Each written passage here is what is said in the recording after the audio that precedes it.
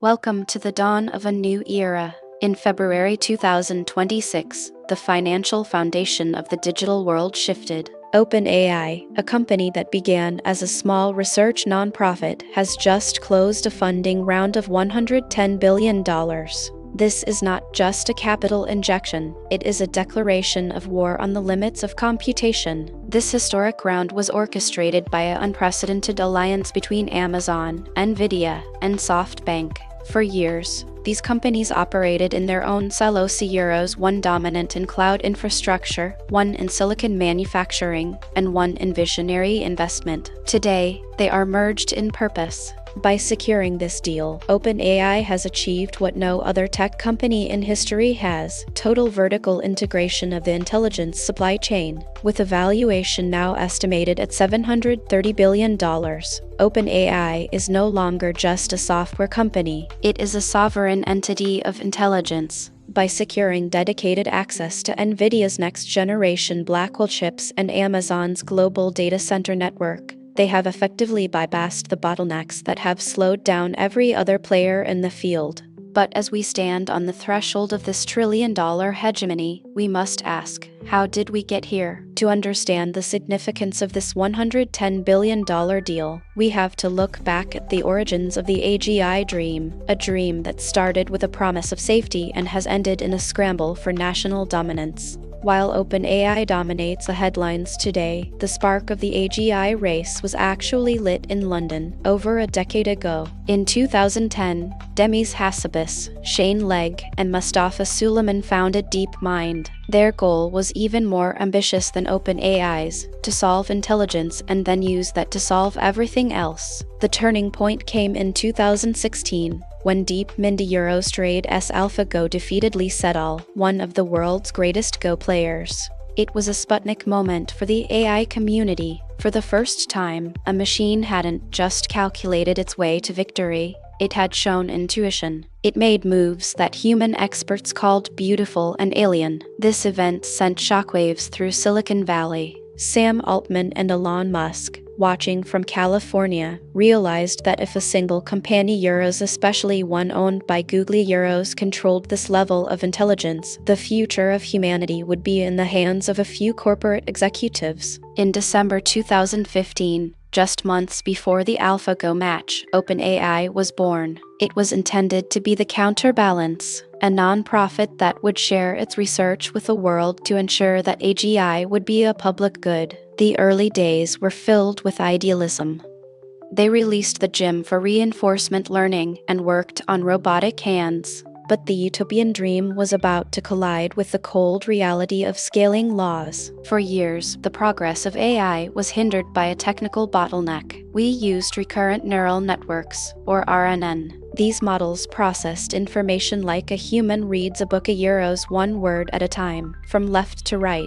But RNNs had a short memory. By the time they got to the end of a long sentence, they had already forgotten the subject at the beginning. They were slow, inefficient, and impossible to train on the massive scales needed for AGI. Everything changed in 2017. A group of researchers at Google published a paper with a cheeky title, "Attention is all you need." They introduced the transformer architecture. Instead of processing words sequentially, the transformer used self-attention to look at an entire paragraph all at once. It could understand the relationships between words regardless of how far apart they were. This was the birth of the large language model as we know it. OpenAI was the first to truly realize the potential of this architecture. They stopped working on robots and started working on GTA, the generative pre-trained transformer. GPT-1 was a proof of concept. GPT-2 was so powerful they initially refused to release it, fearing it would be used for malicious purposes. But GPT-3, released in 2020, was the true breakthrough. With 175 billion parameters, it showed that intelligence wasn't just about clever algorithms, it was about scale. This led to the discovery of scaling laws, the mathematical proof that if you just kept adding more data and more compute, the models would keep getting smarter. By 2019, the researchers at OpenAI realized a painful truth. Scaling laws required an astronomical amount of money. Training GPT-3 didn't cost thousands of dollars, it cost millions. And the next generation would cost billions. And nonprofits simply couldn't raise that kind of capital. This led to the most controversial moment in the company's history, the creation of the capped profit entity. OpenAI LP was designed to take investment while promising to return any excess profit back to the nonprofit mission. Microsoft saw the opportunity. They invested $1 billion in 2019, followed by another $10 billion in 2023. This deal gave OpenAI the compute power of Azure and gave Microsoft a front-row seat to the future of intelligence. But the price of this progress was the mission itself. Elon Musk resigned from the board, claiming OpenAI had become a closed-source, maximum profit company effectively controlled by Microsoft. The tension between safety and scale became the defining conflict of the organization. This conflict erupted in late 2023 when the board fired Sam Altman, only for the employees and investors to force him back into power within 72 hours. It was a clear signal to the world. The era of the safety-first nonprofit was over. The era of the AI sovereign had begun. Not everyone at OpenAI was happy with the shift toward commercialization. A group of senior researchers, led by Dario and Daniela Amodei, left in 2021 to form Anthropic. Their goal was to build constitutional AI circumflex Euros models that weren't just trained on data, but were governed by a specific set of principles, a constitution for the machine. For a few years, Anthropic was the safety darling of the industry. They raised billions from Google and Amazon and built Claude, a model widely regarded as more nuanced and honest than GPT. But as we move into 2026, safety has become a geopolitical liability. The Trump administration Eurotrade's focus on national AI dominance has no patience for constitutional restrictions that might slow down military applications. When Anthropic refused to drop usage restrictions for the Pentagon in early 2026, they were labeled a national security supply chain risk. This created a massive vacuum in Washington. OpenAI, having already pivoted to a deployment-first culture, was there to catch the fall. They signed a massive deal with the Department of Defense, implementing technical safeguards that allowed the military to use their models for strategic operations. This marks the birth of nationally aligned AI circumflex Euros, where a model's safety is secondary to its utility for the state. While the money and the politics suggest a smooth path to AGI, the physics of intelligence is telling a different story. For years, we believed that we could solve reasoning by asking models to think step by step. This is called chain of thought or CoT. But in February 2026, Google Research published a paper that has shocked the engineering world. They analyzed the latest reasoning-heavy models and found a disturbing trend: the chain of thought paradox. In highly complex mathematical and logical tasks, longer reasoning chains actually correlate negatively with accuracy. The correlation was measured at -0.54. It turns out that when you let a model think for too long, it doesn't get smarter. It gets lost. It begins to hallucinate logical connections that don't exist. It's like a person who overanalyzes a simple problem until they convince themselves of a conspiracy theory. This means we are hitting a fundamental research wall. Brute force scaling the Euros, adding more layers and more tokens Euros is no longer yielding linear returns.